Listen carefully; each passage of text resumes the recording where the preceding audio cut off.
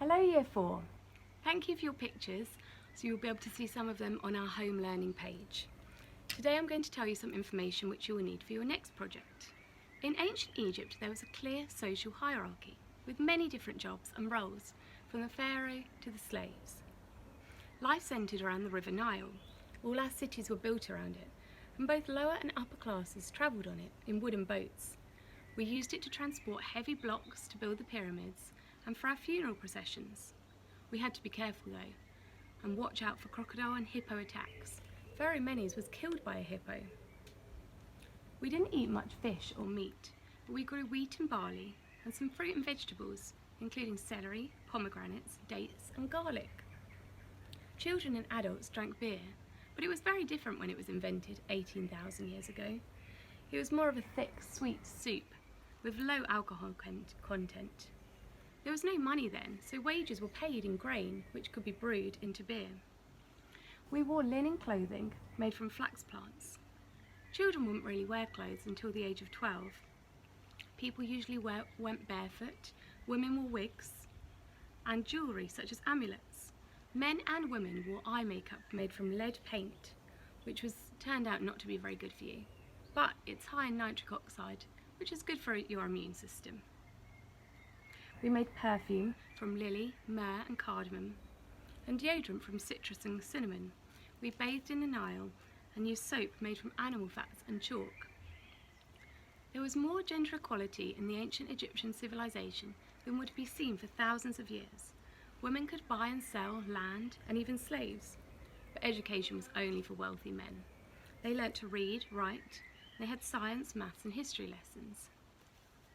We believed that the mind was located in the heart and it was the source of the emotions. The brain was not seen as important. It was actually thrown away during mummification. We had dentistry, surgery and autopsy, and a mix of medical treatment and religious ceremony. But healthcare was available to everyone, including slaves.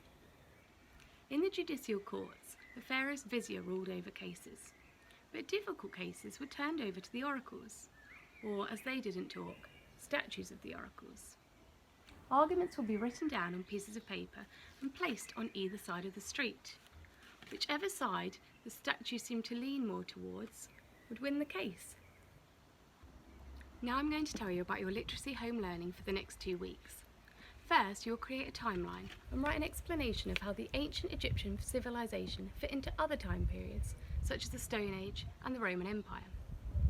Next, you will use the information from this video and your own research to find out about everyday life in ancient Egypt. You might think about games that people have played, other uses for the River Nile, and compare it to your modern life.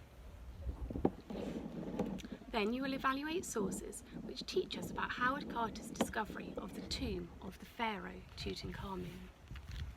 I'll show you some pictures.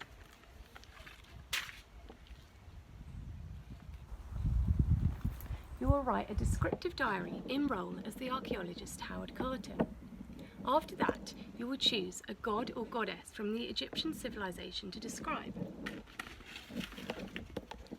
You might use one that's pictured here. Finally, you will edit, redraft and publish one of your pieces of writing for display, and perhaps do some creative writing of your own based on what you have learnt. Some tasks may take 2 sessions, so you have 2 weeks to complete this project.